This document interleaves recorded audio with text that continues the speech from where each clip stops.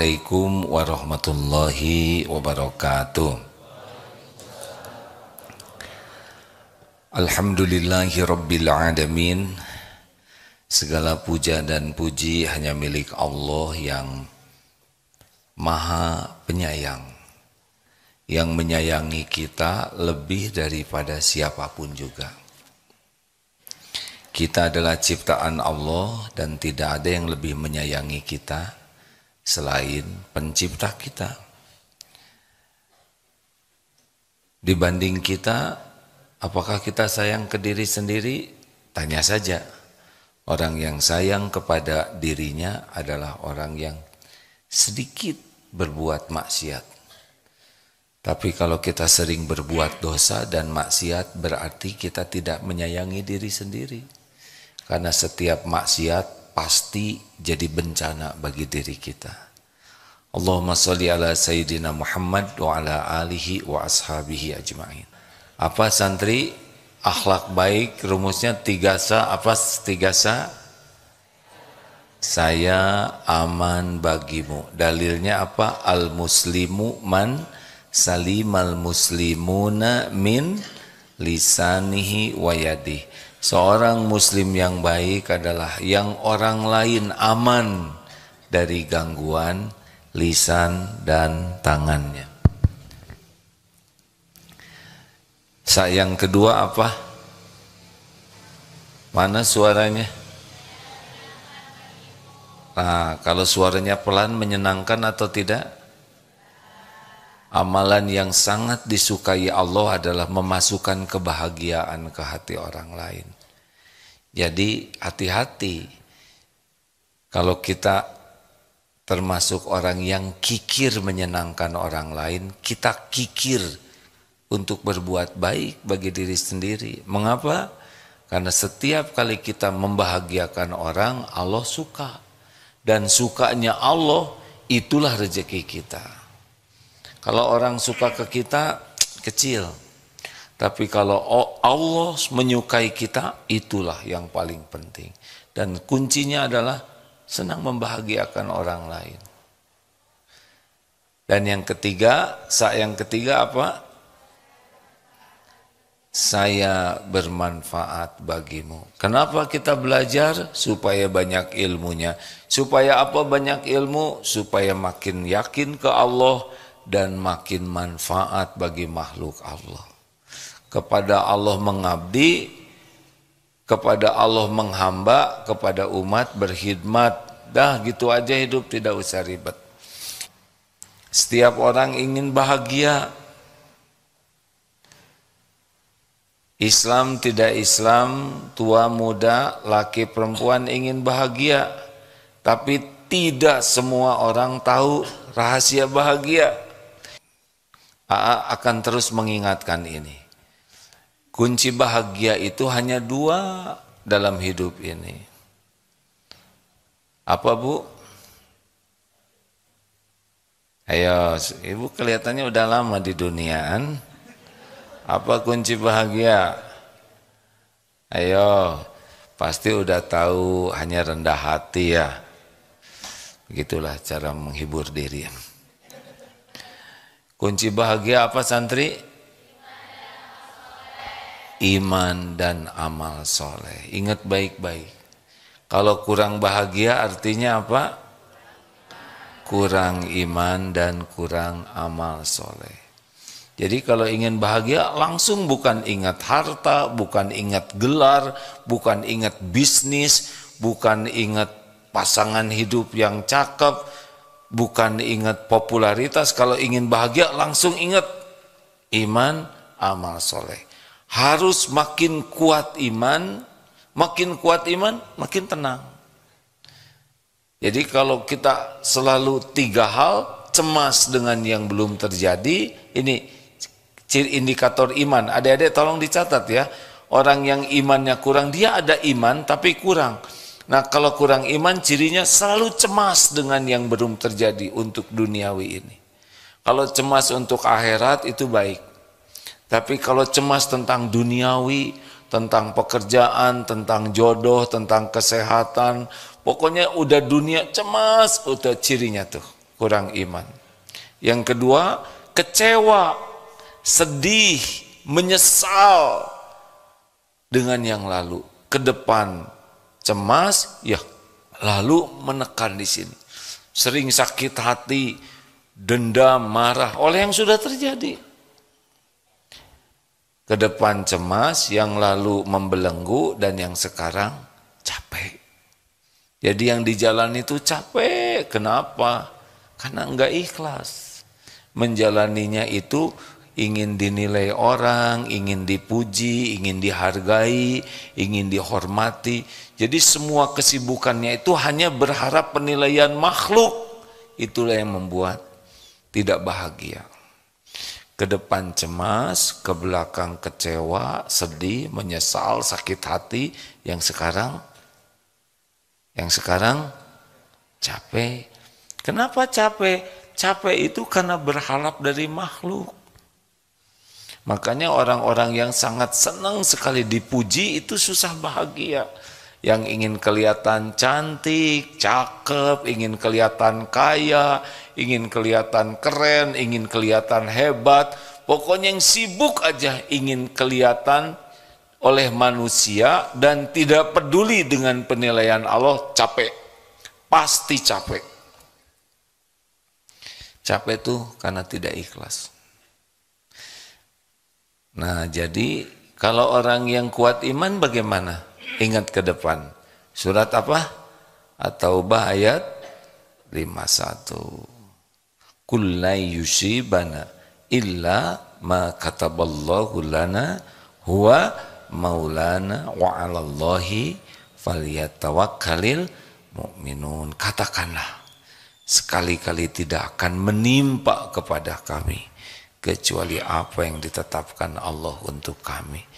Dialah Allah maula kami, pelindung kami, dan kepadanya lah orang-orang yang beriman, bertawakal.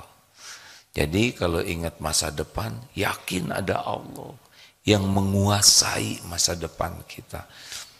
Jadi bagaimana menghadapi masa depan? Sekarang kuncinya. Niatnya selalu baik, ikhtiarnya maksimal, doanya optimal, dan pasrahkan ke Allah dengan tawakal. Berprasangka baik kepada Allah. Ana 'inda dzanni abdi bi. Aku sesuai dengan prasangka hambaku. Berprasangka baik. Bagaimana? Gimana katanya nanti masa depan guru, dokter, pengacara sudah digantikan oleh AI, artificial intelligence. Tenang saja. Yang menguasai takdir adalah Allah. Sekarang saja jadi orang baik. Belajar sungguh-sungguh. Ikhtiar maksimal. Doanya yang maksimal. Besok lusa belum tentu hidup. Kalaupun hidup, Allah yang ngurus. Gak usah stres. Katanya harga tanah makin naik, harga rumah makin naik. Gak apa-apa. Yang penting apa? Bisa beli? Salah. Yang penting bisa berteduh. Gak harus punya rumah. Gak harus. Jangan tertekan belum punya rumah. Dan jangan malu, ya. Tidak usah malu. Jadi kontraktor, tidak usah. Dan sebagai orang tua jangan mengukur kesuksesan anak. Ini anak sukses nih udah punya rumah. Ya, tidak menjadi tanda kesuksesan. Rumah sesuka Allah. Penjahat juga banyak yang dikasih rumah besar-besar, betul? Oh, tenang Bu ya. Jangan emosi. Iya katanya. Ikhtiar saja. Gimana kalau sampai meninggal tidak punya rumah? Ya enggak apa-apa, yang penting punya rumah di sorga, ya kan? Emang rumah di dunia pasti dinikmati? Oh enggak juga. Yang menikmati rumah itu tergantung apa? Ih, jangan bikin jengkel. Yang bahagia di rumah itu tergantung apa? Ya Allah, santri bahagia di rumah tergantung apa? Ya, yang bahagia, yang punya rumah tuh yang kuat imannya. Dan yang menjadikan aktivitas di rumah itu jadi amal soleh. Duh gimana ya, apakah nanti saya punya jodoh? Ya tidak tahu ya. Sekarang SMP kelas 1 udah mikirin jodoh, kelamaan. Terlalu dini. Gimana caranya? Udah jadi santri yang baik saja. Sekarang takdirnya jadi apa? Jadi santri, ya udah. Jadi santri yang disukai Allah, udah. Begitu aja sederhana. Kalau di rumah saya sebagai anak, jadi anak yang disukai Allah. Ini bapak-bapak nanti jadi suami, gimana untuk menafkahi keluarga? Jadi suami yang disukai Allah. Allah yang menggenggam semua rizki, Allah yang menggenggam semua takdir. Dan Allah yang kuasa mengubah apapun yang dia kehendaki. Nah kalau punya iman kayak gitu, gara-gara ingat masa depan, hari ini jadi bagus, hari ini jadi semangat, hari ini jadi maksimal.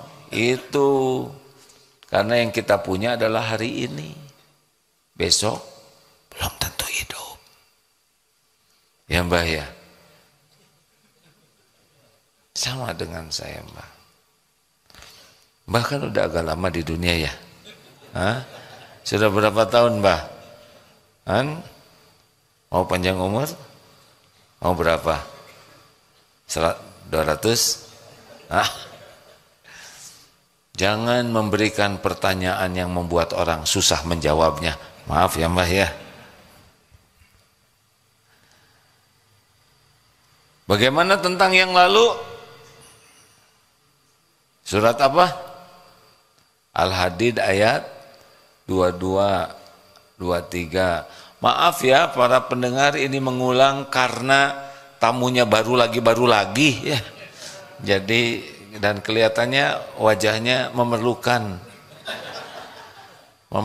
ketenangan, betul? Hengge Mas Oo katanya. Makanya kami kesini. Yang lalu Al-Hadid ayat 22, 23. Ini diantaranya ya. Bagaimana? A'udzubillahi minasyaitonirrajim. Ma asaba min musibatin fil ardi wala fi anfusikum illa fi kitabim min qabli an nabra'aha. Tidak ada satupun musibah yang menimpa di bumi ini maupun pada dirimu kecuali sudah tertulis di lauh mahfud sebelum kami mewujudkannya. Inna dzalika 'alallahi yasir. Sesungguhnya yang demikian itu mudah bagi Allah. Jadi tidak ada yang tidak tertulis. Emang begitu. Kita harus melalui itu. Kena sakit ini emang itu. Kita ditipu, kena kejadian ini, ketabrak sepatu roda misalkan ya. Apa aja, enggak ada. Tidak ada satupun musibah yang terjadi tanpa izin Allah, tanpa sepengetahuan Allah. Tidak ada. Emang kita harus begitu. Jadi bagaimana menghadapi yang lalu? Lanjutannya ya. Dan semua itu mudah. Likaila ta'saw ala ma fatakum wala tafrahu bima atakum wallahu la yuhibbu kulla mukhtalin fakhur. Agar kalian tidak terlalu berduka cita, tidak terlalu sedih dengan yang emang udah begitu takdirnya. Kalau udah terjadi ya. Dan jangan terlalu gembira dengan apa yang Allah berikan padamu. Yang harus itu bersyukur, bukan terlalu gembira. Oleh saya lulus. Alhamdulillah saya lulus. Karena udah garisnya begitu. Ibu kalau punya anak jadi hafiz, jangan alhamdulillah berlebihan sehingga merasa ibulah yang membuat anak hafiz. Enggak, itu udah tertulis begitu. Jadinya tawadu, tidak ada ujub. Ini cara Allah mencegah agar kita tidak terlalu depresi, tidak kecewa dengan yang sudah terjadi, baik itu musibah maupun nikmat. Jadi wah ini Darut Tauhid, ya udah tertulis begini. Sebelum saya dan kawan-kawan lahir juga ada tulisannya Darut Tauhid ini. Apa yang mau disombongkan? Kami ini adalah orang-orang yang diuji jadi jalan terwujudnya apa yang sudah Allah tetapkan. Jadi Darut Tauhid ini baru enggak, sudah tertulis di Lauh Mahfud akan ada pesantren ini seperti ini. Siapa yang datang, siapa yang mesantren, itu ujian bagi kami-kami yang ditakdirkan ada dalam episode ini. Kalau merasa ini ide kami, dulu tidak ada siapa-siapa, sekarang kami berjuang, kamu udahlah, itu gagal. Ini ide cemerlang, kami kerja sangat keras. Kita nggak bisa mikir kalau nggak dikasih otak oleh Allah, benar? Kita nggak bisa kerja keras kalau nggak dikasih tenaga oleh Allah, nggak dikasih makan, nggak dikasih kemampuan, nggak bisa. Jadi kita harus tahu kalau terjadi sesuatu Allah. Makanya kalau udah ingat masa lalu, gimana kalau menyakitkan? Wa ma asabakum min musibatin fabima kasabat aidikum wa ya'fu an katsir. Kalau masa lalunya sedih, menyakitkan, itu pasti karena dosa. Begitu aja ingatnya. Jadi kita yakin semua sudah tertulis dan kita diperintahkan ikhtiar. Kalau dapat nikmat ini pasti dari Allah. Kalau ada salah, kalau yang buruk itu pasti dari kita. Gitu keyakinan kita. Kalau semua udah tertulis, mau ngapain kita ikhtiar? Kita ikhtiar itu diperintahkan Allah. Kalau kita udah ikhtiar, dapat nikmat, kita yakini nikmat itu karunia Allah. Wa ma bikum min ni'matin faminallah. Kalau kita kena kepahitan, maka kita yakin kepahitan itu diundang oleh dosa dan kesalahan kita. Jadi tidak menyalahkan Allah, tidak ujub kalau sudah mendapat kebaikan apapun, bahwa kalau keburukan kepada dosa kita jadi tobat, jadi baik semuanya. Keren kan? Jadi jangan karena semuanya udah tertulis di sisi Allah, mau ngapain ikhtiar? Kita melanggar. Karena perintah ikhtiar itu jelas. Ihris ala ma yanfa'uk wasta'in billah wala ta'jaz. Bersemangatlah, bersungguh-sungguhlah dengan apa-apa yang manfaat bagimu. Dan minta tolong ke Allah, satu paket ya. All out-nya ikhtiar dan doa satu paket. Wala ta'zaz, jangan lemah. Baru kalau sudah terjadi sesuatu, wa in asobaka syai'un fala taqul lau anni fa'atu kana kada wa kada. Dan jika terjadi sesuatu, jangan mengatakan seandainya begini, pasti begini. Enggak boleh. Walakin qul qaddarullah wa ma syaa fa'al. Ini sudah takdir yang harus dijalani. Fa innallahu taftahu amala syaitan. Karena perkataan seandainya membuka pintu tipu daya setan. Jadi kalau sudah terjadi, ridho sambil ikhtiar lagi. Sakit gigi, ridho sambil pergi ke dokter gigi. Sesampainya di dokter gigi ada tulisan, maaf, hari ini dokter tidak praktek karena sama sedang sakit gigi seperti saudara. Terus gimana? Terus bagaimana? Ridho lagi. Tidak boleh mengatakan tahu begini saya nggak akan pergi. Bagaimana nggak pergi? Udah nyampe ya. Kan ada yang suka. Coba kalau kamu nggak pergi, pasti nggak hilang. Nggak mungkin. Kalau udah takdirnya harus terjadi, kita akan ke sana. Gimana dong? Nggak rugi. Kalau kita ridho, kita ikhtiar, nggak ada ruginya. Kepahitan itu menggugurkan dosa. Kepahitan itu bisa nambah pahala. Kepahitan itu bisa ngangkat derajat. Kita enjoy saja dengan apa yang terjadi. Betul? Faman rodiya falahu ridho. Barang siapa yang ridho kepada takdir Allah, Allah ridho kepadanya. Rasulullah SAW bersabda, Inna uzmal jazai ma'al uzmil balai. Sesungguhnya besarnya pahala itu sesuai dengan besarnya ujian dan cobaan. Inna uzmal jazai ma'a uzmil balai wa innallaha idza ahabba qauman, dan sesungguhnya jikalau Allah mencintai suatu kaum, ibtalahum, Allah memberikan cobaan, menimpakan ujian untuk mereka, ibtalahum.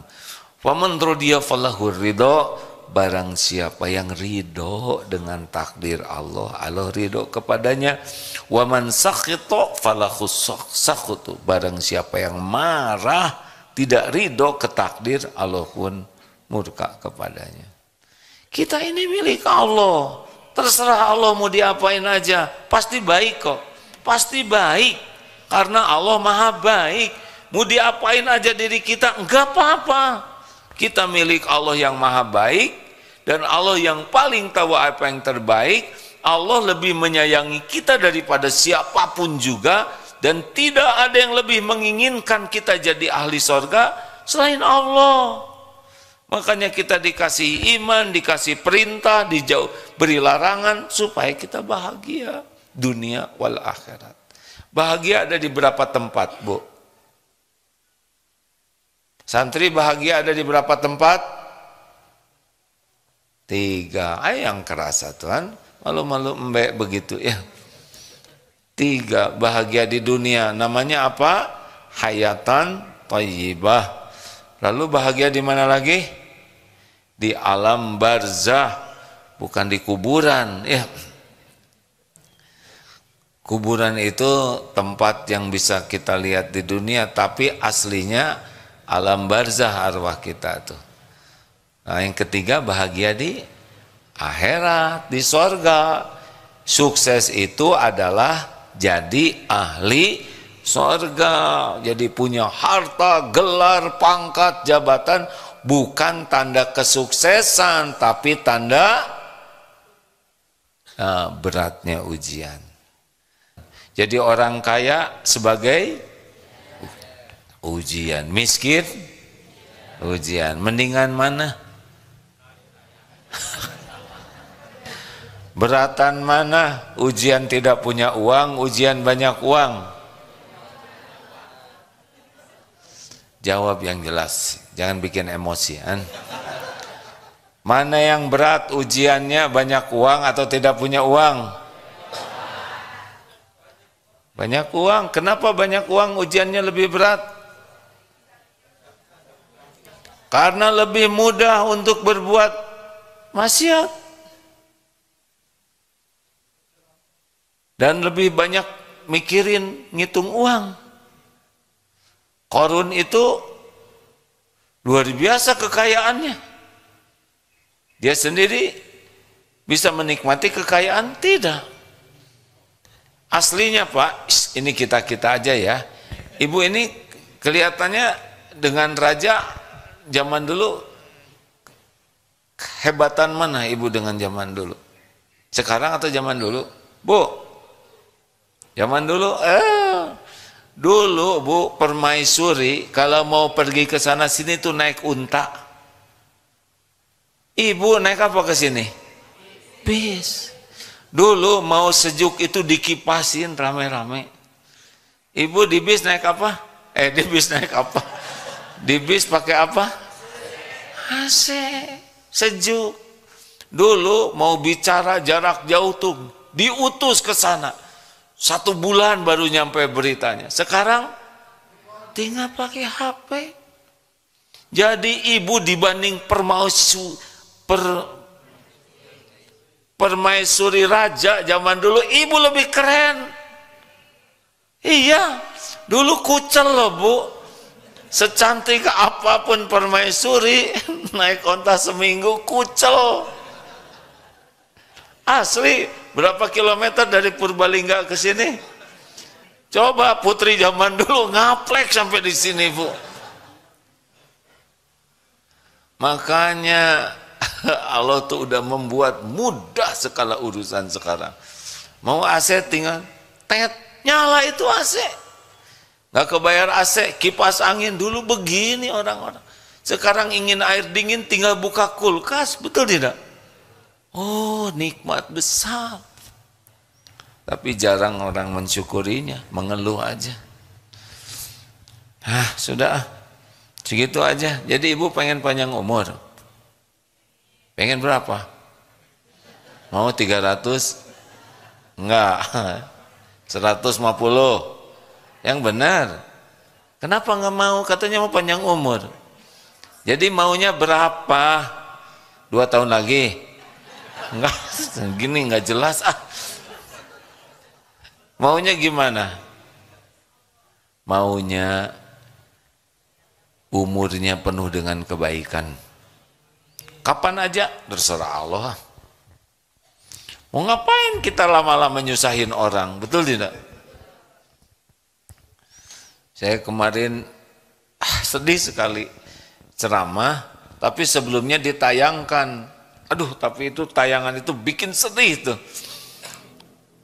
Jadi menceritakan seorang ibu sudah sepuh, batuk-batukan, sudah agak pikun, sudah susah jalan, dan maaf ya, sudah kurang bisa menahan kalau mau buang air.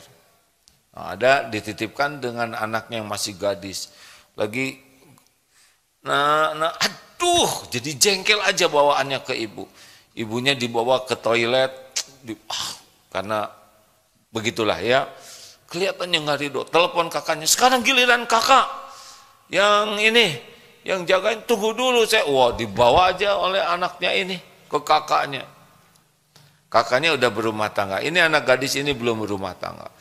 Bawa tuh ibunya di mobil, telepon lagi ke kakak yang lain, saya nggak mau ngurus, pokoknya bawa ke tempat yatim, bukan yatim, panti jompo. Ribut aja mereka, lagi ribut ibunya tuh lihat aja, tidak ada yang mau ngurus. Lalu ibunya keluar aja dari mobil, pergi aja. Jalan, nah ini lagi ribut-ribut, dicarilah ibunya, gak ketemu. Sampai dipakai pengumuman di mana-mana. Rupanya ibunya ini nyebrang karena udah pikun, datanglah truk. Nah, direm Pak, bukan ketabrak Pak, direm.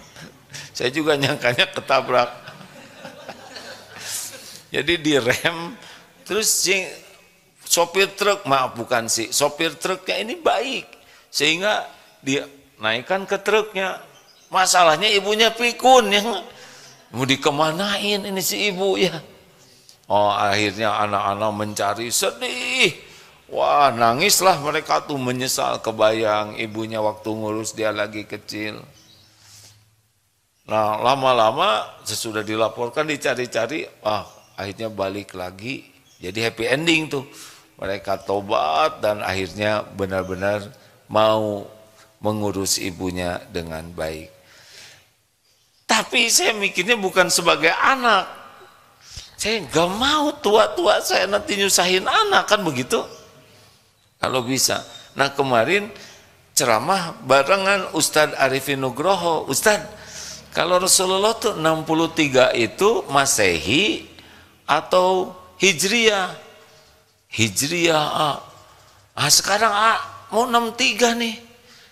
Ternyata Rasulullah itu 2 tahun lebih muda dari saya meninggalnya. Aduh, sedih banget. Tapi masih muda. Jadi ini lebih tua daripada Rasulullah wafat. Segitu. Jadi gimana ini kita ngobrolin apa sekarang? Jadi gimana, apa mending mati? Enggak juga, yang masalahnya kita belum cukup bekal. Jadi sekarang gimana ya? Udah, sekarang fokus tiap waktu lakukan yang terbaik sebagai amal soleh. Dah, caranya gimana supaya tiap waktu kuat iman dan amal soleh? Caranya sederhana, tiap hari tambah ilmu agama. Baik ilmu akidah, ilmu Quran, pokoknya ilmu paham kebenaran, dan tiap hari berusaha amalkan itu ilmu. Ya udah gitu aja. Karena yang menyebabkan iman kita lemah dan amal kita jelek adalah kurang ilmu agama, lemah ilmu agama, dan kalaupun tahu lebah mengamalkannya, kalah oleh nafsu. Gitu. Jadi sekarang saya lagi nunggu nih, kapan hidup ini berakhir dengan banyak belajar dan sekuat tenaga diamalkan ilmunya itu, bukan sekedar untuk belajar tapi untuk diamalkan. Ibu tahu siapa orang yang paling banyak ilmunya? Apa cirinya? Shh. Yang paling banyak ilmu agamanya apa cirinya, Dedek? Paling banyak amalnya. Apa cirinya orang yang berilmu? Imannya kuat. Apa ciri orang yang imannya kuat? Akhlaknya makin baik. Begitu. Kita ini makhluk berasal dari air. Kalau bayi katanya 90%, 85% itu cairan. Kalau kita makin tua sekitar 70%. Tubuh ini cairan. Jadi aslinya kita ini Aquaman. Ya.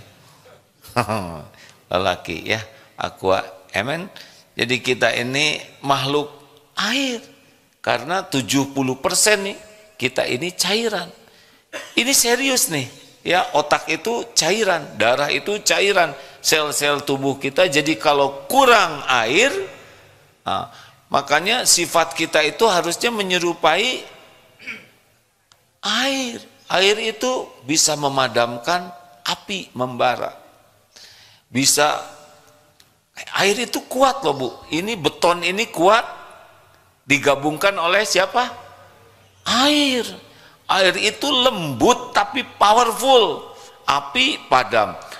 Besi keropos oleh kota bisa lumat seketika oleh air. Disun aja sebentar, habis. Tsunami maksudnya. Nih, dengar. Kekurangan cairan atau dehidrasi, adik-adik santri menyimak ini ya, akan memiliki dampak negatif yang serius terhadap tubuh. Karena air memainkan peran penting. Kurang cairan ini kan. Berikut ini bahaya kumin, kurang minum.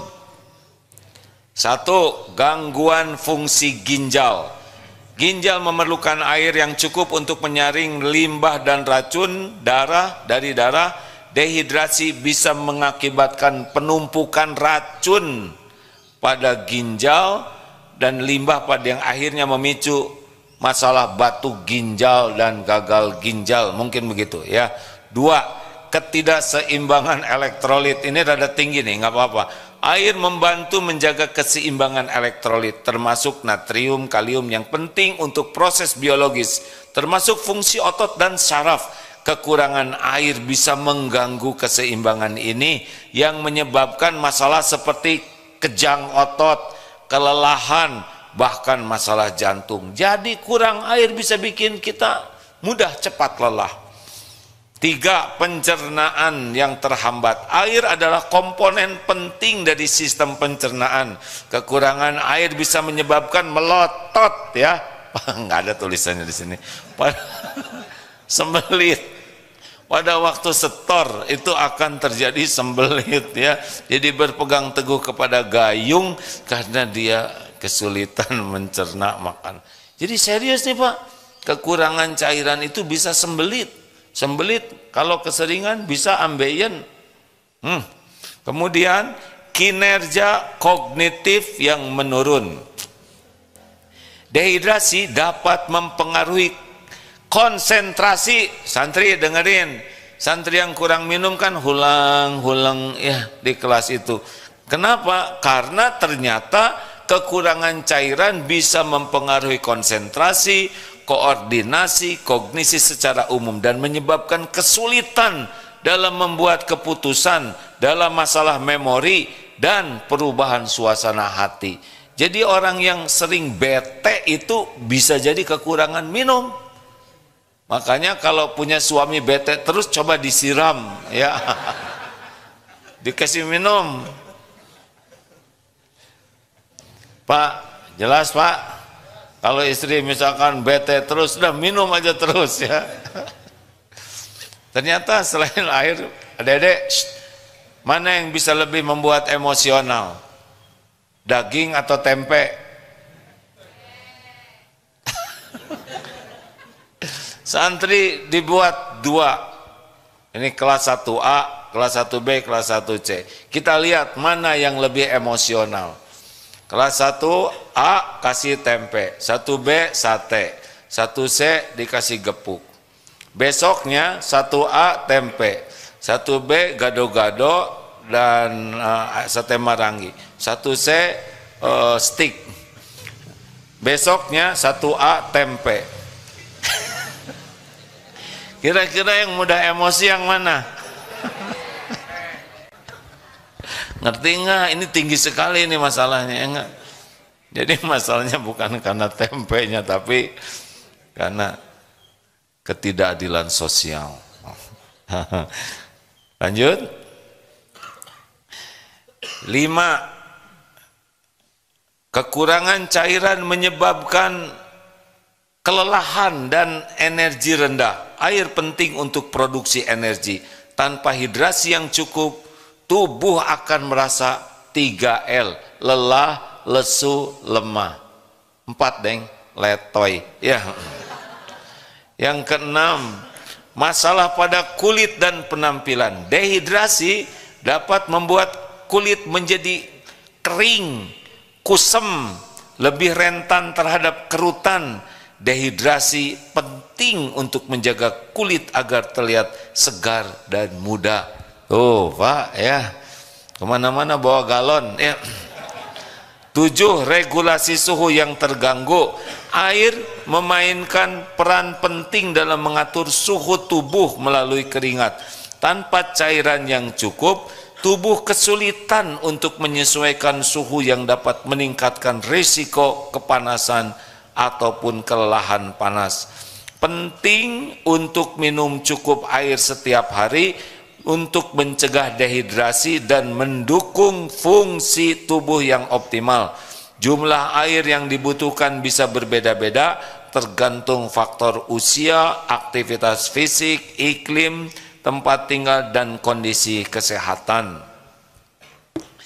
Ini penting hadirin sekalian, apalagi yang sudah makin senior, saya nggak nyebut tua ya Pak ya. Karena katanya orang yang tua ini rasa hausnya berkurang walaupun tubuhnya sedang kehausan. Dan salah satu ciri kita kekurangan cairan, salah satunya ya adalah bibir kita kering. Nanti lama-lama sariawan. Udah itu kondisi dari imunitas yang menurun dan berbagai hal. Kita minum aja malas itu, padahal buat diri sendiri. Di Australia kemarin di Perth itu satu botol yang 600 ml harganya $3,8 atau 40.000. Nah, kalau kita ke sana ya siap-siap aja nggak minum ya. Tapi pemerintahnya tahu kalau beli di restoran mahal, maka keran-keran itu gratis. Jadi tempat cuci piring dan sebagainya airnya bisa diminum. Ayo yang teman-teman yang punya uang, ayo sedekahnya adalah sedekah air minum. Ini penting. Ini penting karena sedekah sumur air, sedekah pemfilteran air, sedekah kan sekarang ada tuh yang diproses dari air minum, dari air ledeng dengan ada suatu mesin, kemudian keluarnya jadi air minum. Setiap kali kita sedekah minum atau sedekah air, tiap diminum jadi pahala, dipakai wudhu pahala, dikasih pepohonan kita juga dapat pahala, untuk burung-burung binatang yang minum dapat pahala, sehingga ada ulama yang mengatakan ini, sebagian ulama mengatakan topnya itu sedekah sumber air itu. Karena ini sumber kehidupan. Bahkan kalau ada orang yang sakitnya sulit sekali tersembuhkan, cobalah sumur bor, bikin sumur bor sehingga keluar air, manfaatkan untuk masjid, manfaatkan untuk lingkungan. Insya Allah dengan izin Allah disembuhkan. Ini ada kejadian nyata ini ya, nyata. Saya tidak menyebut namanya. Ada sebuah keluarga anaknya sakit. Ternyata sakitnya ini sangat langka. Kalau tidak salah hanya ada 5 kasus di dunia ini. Ini anaknya sangat disayangi. Betul-betul dalam keadaan wah berat lah. Ya, dianjurkan, ayo sedekah sumur air minum. Akhirnya mencari masjid yang perlu sumur bor, pesantren atau lalu dibangunkan di beberapa tempat. Qadarullah, anak ini disembuhkan oleh Allah. Ayo, AA mendapatkan beberapa kisah para ulama. Ada yang ulama ya orang ininya seperti sakit kulit lama tidak sembuh-sembuh. Kemudian dianjurkan oleh gurunya, sedekahlah mata air, maksudnya sumber air, dan sembuh. Ayo, kalau kita nggak bisa dapat sumber air, udah siapkanlah di masjid air minum oleh kita. Ya, setiap orang itu ngaji, sholat, bisa mikir, bisa beramal, itu amal jariah yang luar biasa. Demikian sahabat-sahabatku yang baik, terima kasih. Terima kasih ibu bapak yang baik. Assalamualaikum, AA izin bertanya, bagaimana agar kita tidak mudah terpengaruh hasutan orang lain, AA? Apa?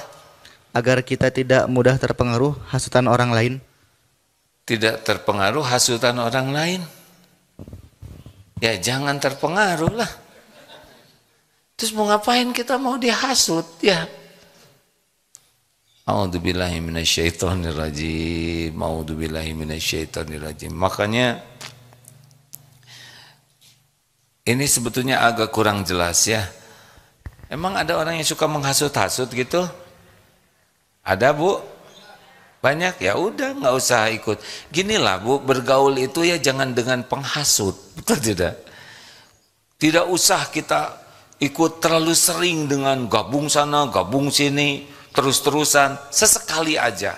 Dan pilih kalau orang ini baik atau tidak. Tahu cirinya orang yang baik atau tidak Bu? Gampang, falyakul khairon auliyasmut, berkata baik atau diam. Kalau orang itu baik hatinya, perkataannya baik atau diam. Jarang celetak-celetuk sembarangan, tidak segala ditanyakan, tidak segala dikomentari, tidak segala ditanyakan, tidak segala diceritakan, tidak serba ingin tahu ya, yang memang tidak ada perlunya. Lebih hemat, tidak usahlah. Ada yang sedang telepon, hah gimana, ada apa nih? Itu sedang telepon, terus ibu di sampingnya, ada apa, ada apa? Nggak usah, sok tahu, pengen tahu urusan orang, biarin. Mungkin lagi ditagih oleh debit kolektor ya, debt kolektor. Kita kan semua pengen tahu, kenapa ya tetangga itu kok ganti mobil? Atau biarin, jangan-jangan itu dari mertuanya, mau ngapain? Atau nanya, Bu tas ini udah lunas belum? Mau apa? Hah? Ini KW1, KW2, mau apa? Diem. Gak usah banyak bicara. Carilah teman yang tidak banyak celetak-celetuk, yang tidak banyak ngomong.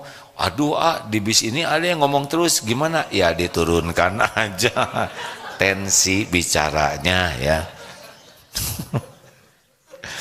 Kalau ada yang ngomong terus bagaimana, ya udah kasih obat tidur, insya Allah dia istirahat. Jangan ya. Udahlah, tinggal yang lain aja tidur. Dia juga nggak mungkin ngomong sendiri ya.